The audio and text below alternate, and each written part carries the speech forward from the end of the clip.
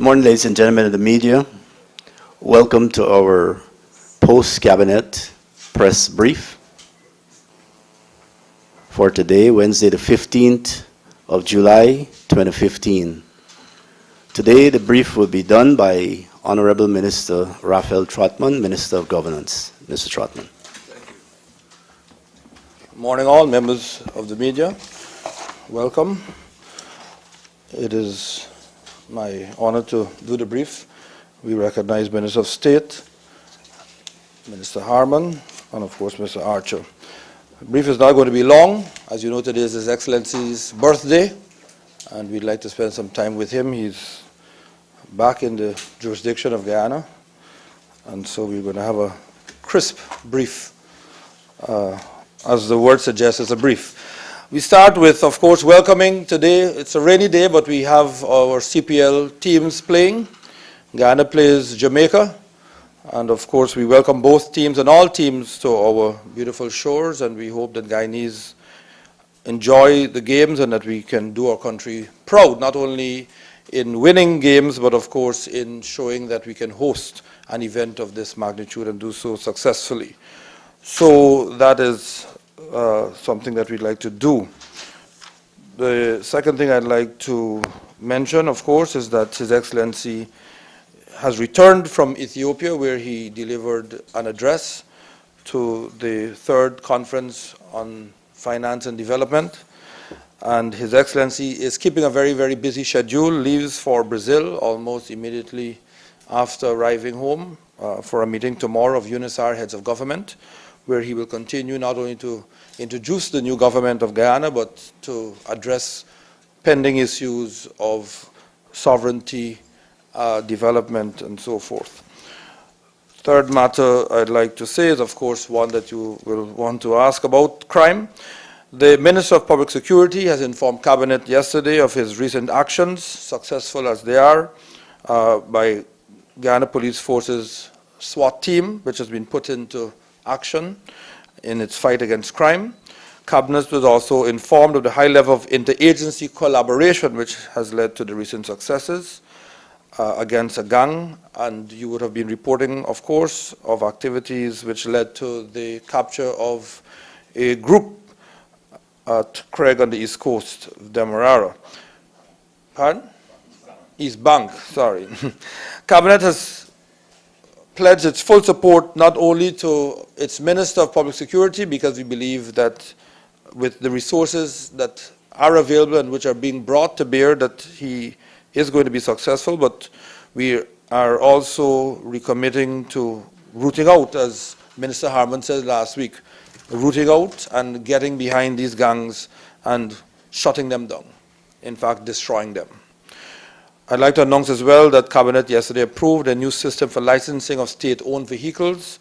Cabinet approved this proposal, which was presented by the Guyana Revenue Authority, for a new system of licensing of state-owned vehicles. It was agreed that under this new system, all government vehicles would have license plates that bear the initial letters CRG, which means Cooperative Republic of Guyana, along with a numbering system which is to follow.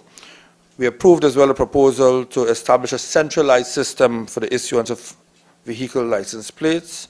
These plates would include special security features. There has been a complaint, particularly by the security forces, that anyone can manufacture license plate, and license plates are not only manufactured by anyone or anywhere, but they're not uniform and not keeping up with regulations.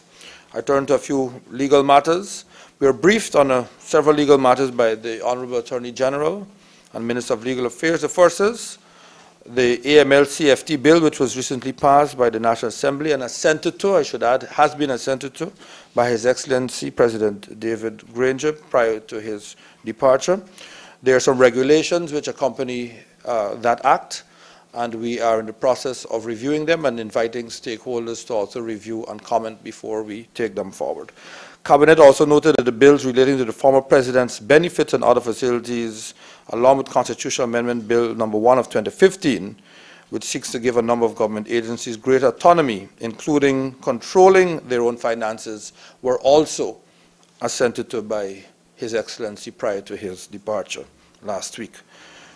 We were informed of the government of Guyana's success in securing automatic entry for graduates from the University of Guyana's law program to the Hugh Wooding Law School in Trinidad and Tobago. Moving along, Cabinet yesterday as well approved the proposal submitted by the Honorable Minister of Education for the establishment, and this is important, of a National Commemoration Commission to coordinate national events, and of course the most important, which is the one coming up, is our 50th anniversary as an independent nation, which will be observed in the month of May of 2016. Prior to that, of course, we will have Mashimani celebrations, but I believe it has already been announced that Mashimani will not be as showcased and highlighted, because we want to have more of an effort put into the May activities. So you will be briefed by that commission. We approved the names and nominees, and the Minister of Education will advise you who the persons are, where the Secretariat will be located, and the vision of the commission once it gets up and going. Cabinet was also informed that recently several persons visited Guyana to explore and expedite the setting up of new businesses, particularly in the area of oil and gas exploration and exploitation. These activities, we believe, will open up the prospect of creating jobs for hundreds of Guyanese, and we're very excited about the discussions that have been ongoing in this sector. And lastly, we have approved a contract for the supply of exercise books for school children. The contract sum is a sum of $63,341,598, and the contract was awarded to the Guyana National Printers Limited for the supply of books to children school-wide. This is a demonstration of government's continuing interest in the proper and orderly education of our children. Thank you very much. Minister Harmon is, of course, available to answer any other questions that may come up. Adam Harris, Prime News. Sir, on the amendment. Sorry. Sir, on the amendment to the President's Benefits Bill. Now, people argue that laws aren't made retroactive. What aspects of former presidents' benefits will be affected by the passage of this bill? For example, the uncapped benefits. Can you go back and... No, we don't. We have no intention of going back to reclaim or to recover or to recoup anything that has passed. But going forward, the Minister of Finance will be guided by the legislation that has been assented to by the President. Follow-up, sir. Will there therefore be any caps at all on those benefits currently enjoyed by... That was the expectation and the intention of the National Assembly and Parliament when it was assented to, yes. But we can't go back to recover that which already has been spent. But there will be caps. Chevy?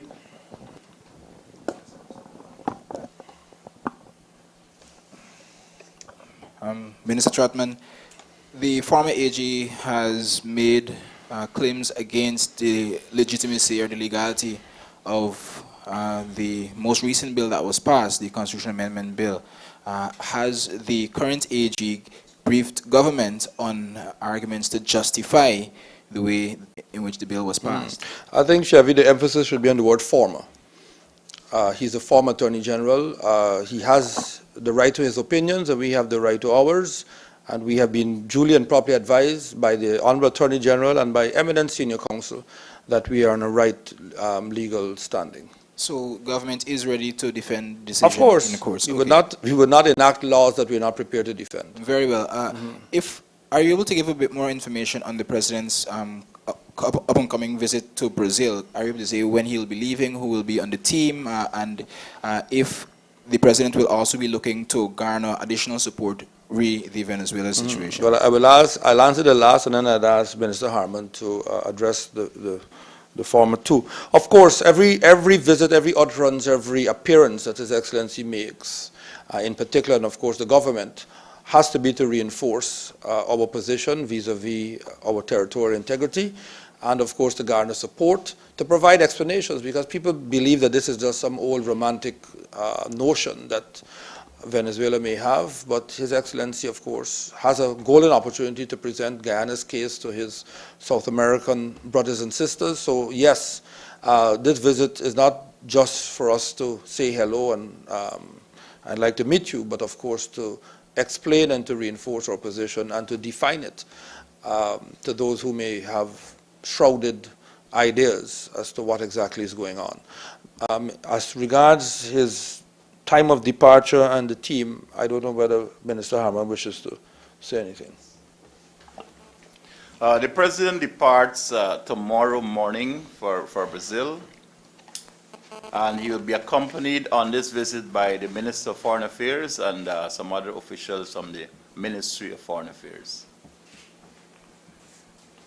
If I can venture one more question. Minister Trotman, you spoke about new license plates having security features. Now, we know that when government gets innovative, the people also get innovative. So has the government started to think of ways to counteract any possible counteraction? Of course, of your it's like the measures? printing of banknotes and even the printing of ballot paper. There are certain secret features that you put that the person who makes the request and the person doing the manufacturing would know about. We've also had reference to overseas entities that do just this number plate manufacturing in other jurisdictions. So yes, and we're anticipating that there will be attempts to change, to copy, to imitate. So we're taking cognizance of that. And final question.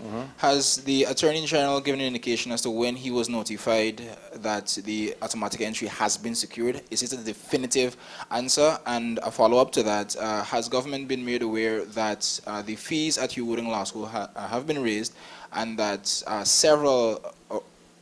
a majority of the students, I understand, are currently unable to raise the additional $800,000? Well, yes, we have received confirmation that the policy of automatic entry is in place, and we are also aware that, of course, the fees or the method of payment has also been adjusted, and that, of course, it will cause and has created hardship for most of the students, if not all. Cabinet, of course, is going to discuss this. Previously, scholarships were not given for law students, but Cabinet is, of course, looking at all areas and opportunities to be explored to see how we could alleviate the burden that has now come up. So, in one hand, you've been told that you can attend, but in another, you're told that you now have a weight of having to find fees upfront that you did not have to. So while government will not assume the responsibility of paying those fees, we are going to try to work with the Hugh Wooding Law School, the Council of Legal Education, and perhaps speak to some financial institutions to see if some arrangement could be put in place to offset what would be something that is created as an obstacle to deny them the opportunity to study. Gordon, mostly news source. Sir, with regards to the number plate issue, could you indicate whether the administration intends to meet with businesses that would have already invested in the production of number plates or put bids out so they could become involved in it? Yes, this matter received active discussion because there are a number of small enterprise businesses that do number plates. We've received reports that some of them are also being unwittingly used to produce fake number plates from time to time. But they will be invited to participate in terms of being given explanations and to also submit bids, because even though the system is going to be centralized, there are going to be approved agencies or an agency that will produce. So it is not going to be done without taking them and their views into account.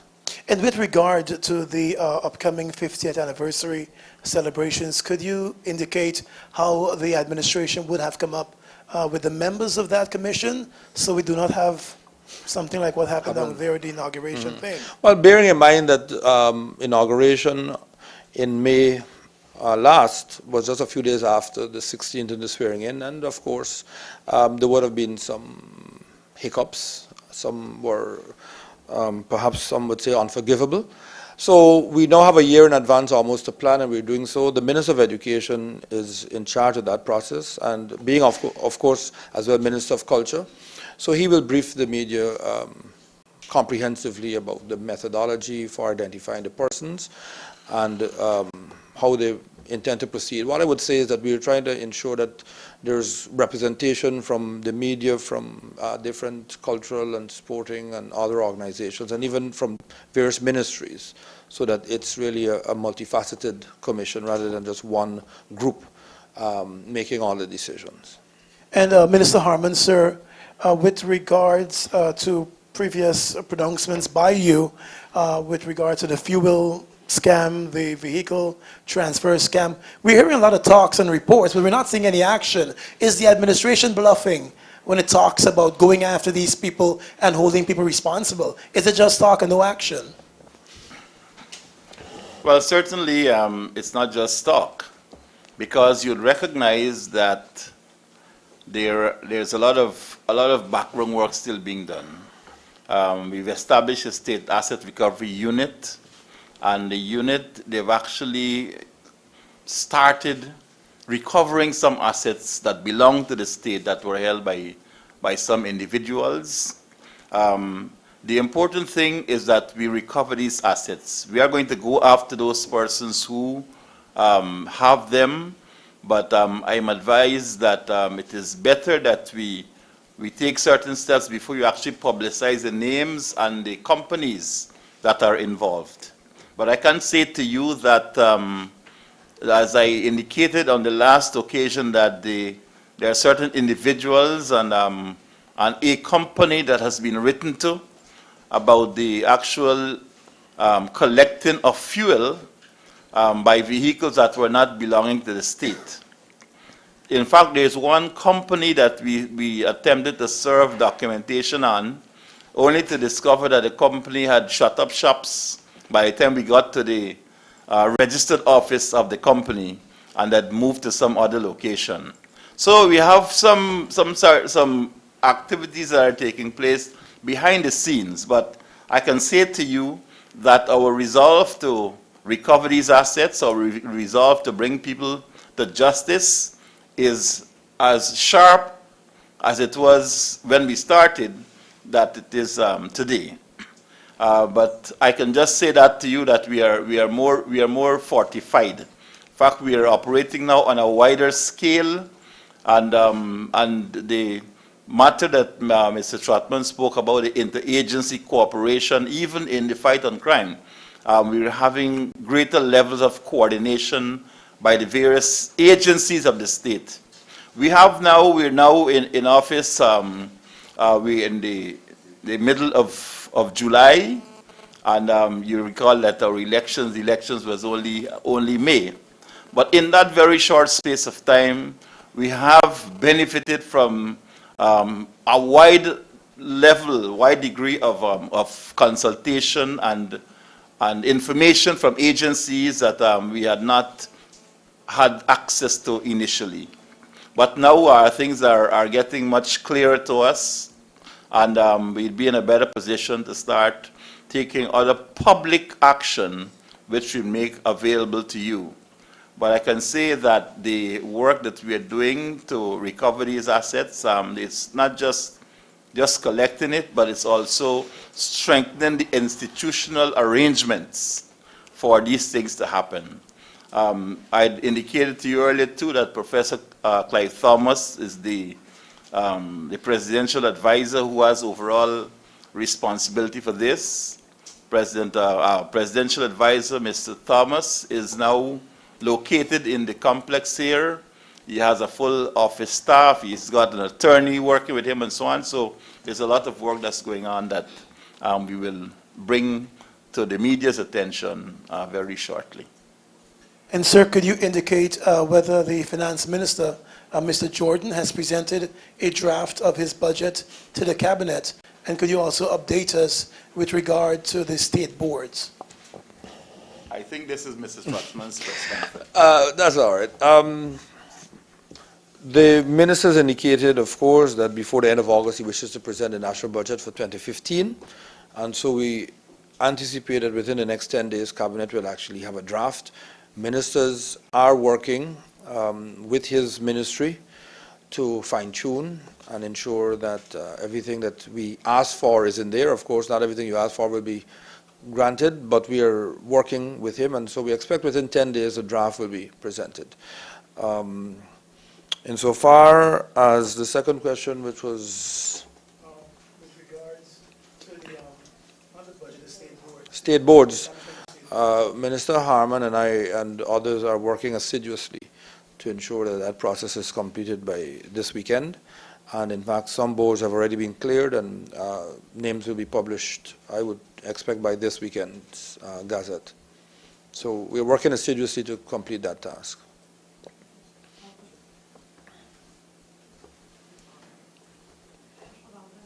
Given the concerns raised by the business community about the economic slowdown. Sorry.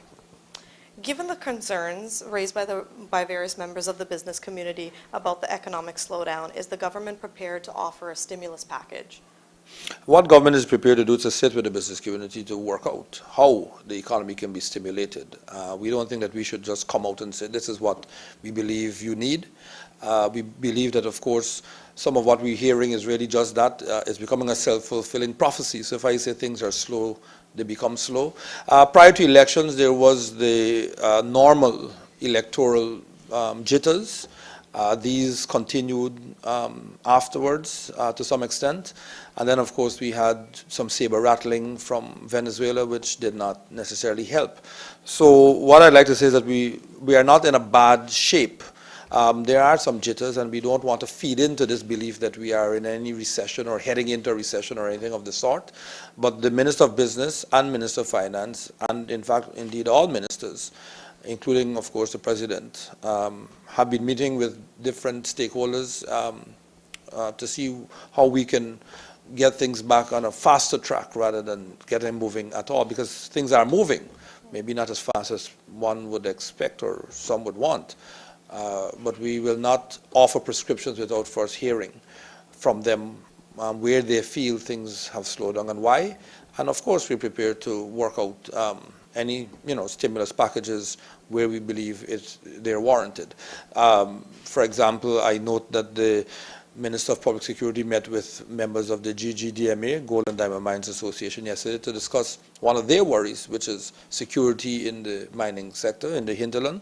So if we can address those, of course, it will give them some sense of comfort that they can go back to mining. We have an unusual rainy season, which is affecting the ability for miners to access lands. That is something that we've got to look to God. It's called act of God. Was not anticipated. So we're not accepting that we are in a recession or anywhere near there. So we don't want to scare anyone. And we will continue to meet with the private sector to see how we could get business or keep business going. Additionally, do you feel like an immediate wage increase would help to compensate from some of those concerns to increase spending? Well, that's one way of fighting inflation, of course, but that's for the Minister of Finance to answer. We don't want to preempt him. Ministers like to come with these tightly sealed briefcases and walk into Parliament and bring out their budgets that leave people gasping. But certainly, when we get to Cabinet, some members will urge that we give a significant wage increase to public sector employees in particular. And hopefully the private sector will follow suit by raising salaries as well. But that's for the minister to speak to. Okay. But it is one of the known methods of stimulating growth, yes, but we won't want to pronounce for him. But we have to wait for budget for that. Of course. Okay. Additionally, has the government embarked on any future strategy in relation to how drugs are purchased for the health ministry? This is a matter that is under active consideration, yes, by the Cabinet and the Minister of State working with the Ministry of Health.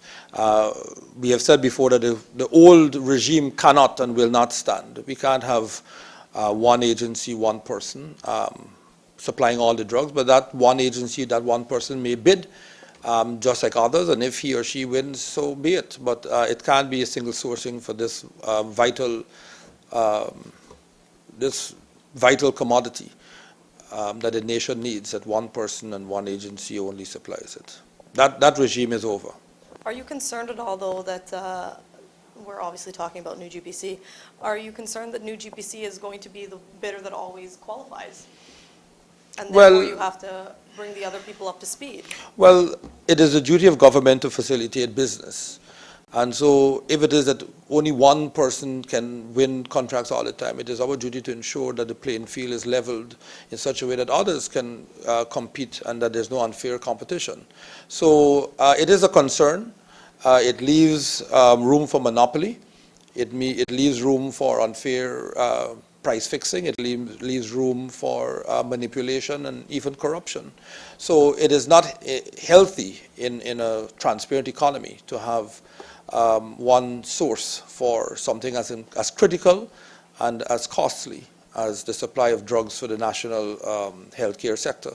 So it is, I believe, as I said, the duty of government to facilitate others who may need assistance to ensure that they have, as I said, not to win, but of course an equal or fair chance at winning a bid. And in this regard, we of course will work with the financial members of the financial sector, banks and others, to see if they would be willing to give some concessionary rates or advance payments to help in that, to achieve that result. Okay. My final question, sorry. Who's the current chairman of the NIS?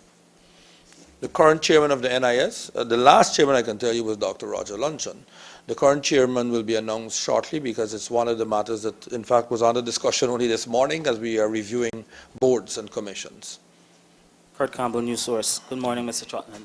I understand that the probe into the one-man high commission in India has been completed and the report is with the foreign minister. Could you say if Cabinet was briefed on the findings? And the Cabinet has not yet been briefed, and the Minister of Foreign Affairs, who has himself been quite busy, as you heard, he's traveling tomorrow again with His Excellency. But no, we have not heard what is the outcome of that. Could you comment on the release of an interim report on the investigations into NISL? Into NISL, no, there's no report to give at this point in time. We know, we were updated yesterday that the audit is incomplete, but is continuing, and as soon as it is ready, the Minister of Finance is going to present it. Some of these matters can't be rushed. Sir Gildari, Kaiser News. Have you, gold, rice, sugar, have you been able to assess, based on the projections, as to what implications it could have on the economy towards the end of the year? Yeah, the Finance Minister is, of course, reviewing that. We read that the sensationalism surrounding a headline that said that the rice had been cut off has since been adjusted. In fact, rice is continuing to go to Venezuela. I should add as well that all of our rice is not sold to Venezuela. One gets a sense that every grain of rice or of paddy produced is sent to Venezuela. 30% of what is produced is sent to Venezuela, which is, of course, a favorable size of the market. And also we get a preferential price. But there are other markets out there which we continue to supply, and which of course we'll be working to supply more to, and as well to find additional markets. And so far as gold is concerned, as I said, there are issues surrounding the price of gold on the world market that has depleted, that it is diminished, and it's nothing that we can do, and the rains have not helped. I did speak to the Minister of Finance yesterday about a stimulus package. I think that was the phrase used earlier for that sector to ensure that we can lift production levels to a higher level than they are currently. So the Minister of Finance and his team are, yes, looking at the different drivers of our economy to see how we can accelerate, or even in some instances come up with some new areas that can help. Are you paying the rice farmers? Yes, no, rice farmers are being taken care of. Even though it's a burden that we inherited, we are not going to have them go without paying their bills or without being able to meet their obligations, because many have loans and many have families, if not all have families, and it is not the custom or the desire of this government to see people suffer, even if for the wrongs of the past administration. Minister, one last question. The Trinidad President, Prime Minister has offered Guyana help with the oil and the gas sector. Is this on the active consideration? Well, yes, I know that the offer has been made, and that offer is going to be explored at two levels. One at the One at the level of the supply of oil and lubricants to Guyana, to see if we can get favorable terms and concessions from Trinidad for the supply of our national needs, and the other is to assist us in the development of the sector itself in terms of exploration, agreements that we have to prepare and so forth, and being able to interface with the investors who come with savvy advisors and lawyers and so forth. So the discussion has begun in Cabinet and it will be completed shortly. Mr. Harman, sir, while we've been hearing a lot from the administration about the firings and persons being sent on leave, we're not hearing much about the hiring. Could you say how many officials, advisors that the government would have hired since it got into office? And sir, could you indicate why it is, whether for security reasons or otherwise, that the Ministry of the Presidency appears to be informing the national press of the President's overseas visits by the way? Most times you hear from persons at the airport, or you hear after he would have already left. Today was an exception, and we're being told he leaves tomorrow morning. With what's going on with Venezuela and all of that, don't you think the national media ought to be properly informed of these overseas visits? And then, of course, the hirings. Yes, I do believe that the national media ought to be told. In fact, this morning you were informed about the president's pending visit to Brazil. Sometimes the decisions to travel are made at a very late stage. Sometimes the arrangements that are necessary require that certain level of security.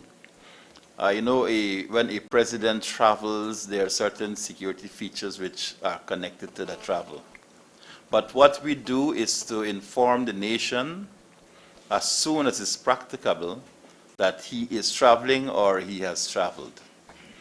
I believe that the world knows every time the president travels, by the time he gets to the airport, the media has it.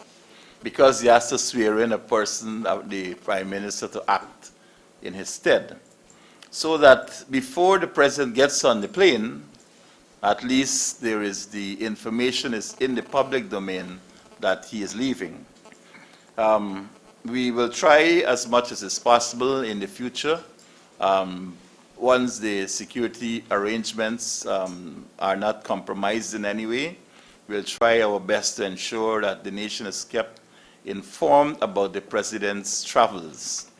I can say to you that these are they are not secret like in the previous administration, and they all have to do with official government business.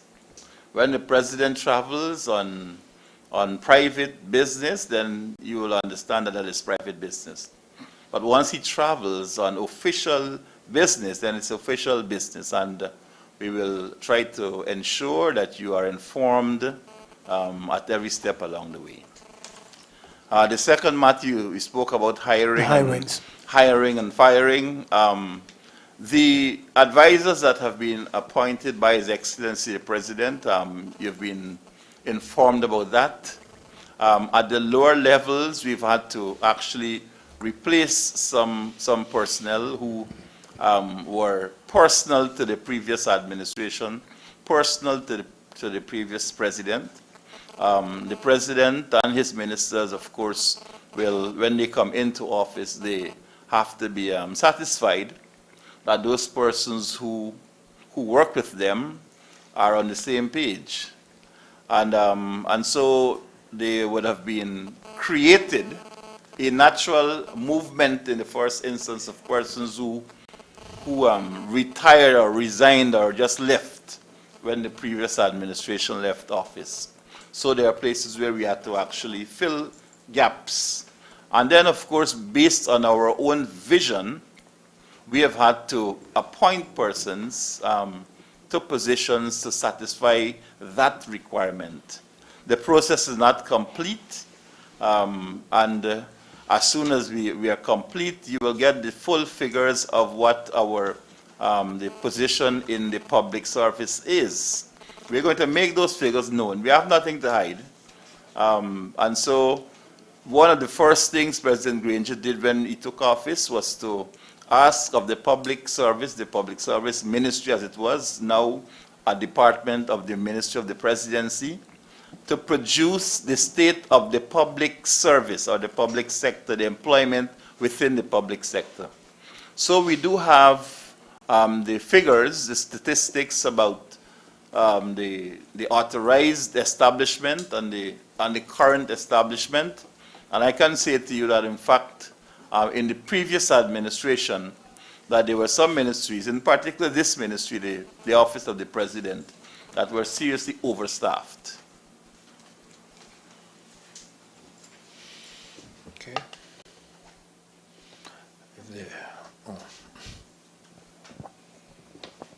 Alexis Rodney, The Evening News. Could you give an update, Minister Harman, on the state audit, the forensic audit of the Gaisuko? And could you give government's position on the continuation of the Ministry of Education, the $10,000 grant? Well, on both the audit of Gaisuko is ongoing, as is the review of its operations. Be reminded that this is July and the elections were in May. Insofar as the $10,000 grant is concerned, Cabinet has been advised that it is fiscally unsustainable. Because when one studies development economics, when you give a grant or a cash transfer, it has to be targeted, it must be accompanied or guided by a means test, so that you ensure that the most vulnerable in your society are the sole, or if not the primary beneficiaries, that is the poor, the poorest of the poor. So to have a grant of $10,000 to every school child without it being focused to those who need it more is not, as I said, fiscally sustainable for any economy, and particularly ours.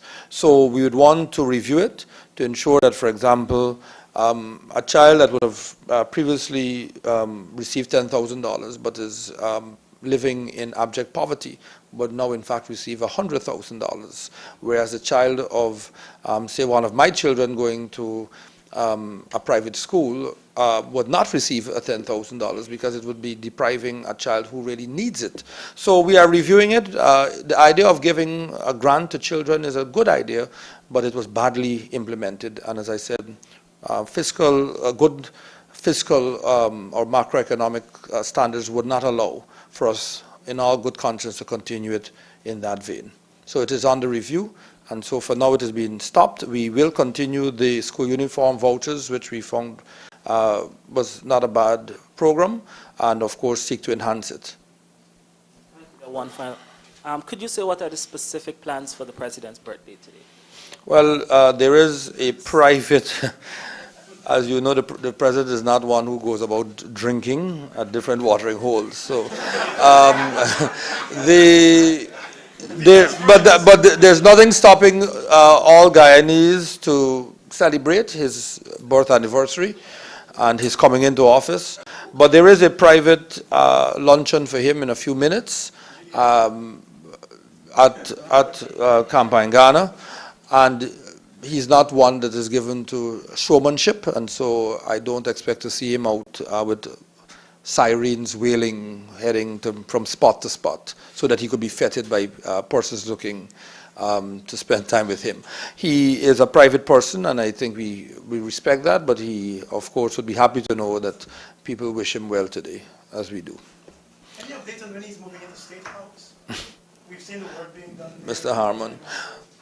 Before the end of July. I That can is give true. you that. Before the end of July. One of the things we should mention is the state of state houses, Right. generally. You know, as I've traveled around, and it's something that I'm going to make a special project.